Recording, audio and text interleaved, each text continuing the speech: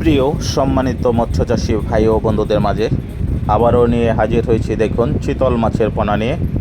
তো আপনারা যারা চিতল মাছের পোনা সংগ্রহ করতে চান এবং চিতল মাছ চাষ ক্ষেত্রে আপনারা পোনার খাবার সম্বন্ধে জানতে চান, তারা অবশ্যই ধৈর্য সহকারে আমাদের ভিডিওটি দেখবেন।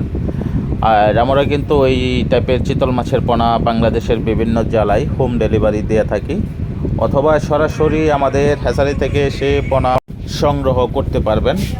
তো দেখুন আমাদের এই চিতল মাছের পোনার সাইজ, পোনার কোয়ালিটি। তো এই পোনার খাবার হিসাবে কিন্তু আপনারা রুই মির্কা এবং ব্রিকেট, সিলভার, সরপুঁটি এইসব মাছের রেনু, ধানি পোনা আপনারা কিন্তু খাবার দিতে পারবেন এবং পাশাপাশি কিন্তু খোল ভিজিয়ে খাবার প্রয়োগ করতে পারবেন। তো দেখুন এই হলো চিতল মাছের পোনার সাইজ। আর অবশ্যই চিতল মাছ চেনার উপায় হলো, চিতল মাছের গায়ে দেখেন এরকম ফোঁটা ফোঁটা দাগ থাকবে, তো ওইটাই কিন্তু অরিজিনাল চিতল মাছের পোনা হবে। তো আমাদের কাছ থেকে পূর্বে যারা চিতল মাছ নিয়েছেন তারা এবছর কিন্তু আবার নতুন করে আমাদের কাছ থেকে পোনাও নিয়েছেন এবং ধানি পোনাও নিয়েছেন চিতল মাছের খাবারের জন্য।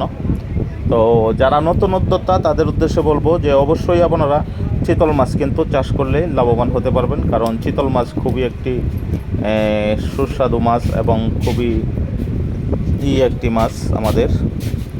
তো দেখুন চিতল মাছের পোনার কোয়ালিটি এবং পোনার সাইজগুলো।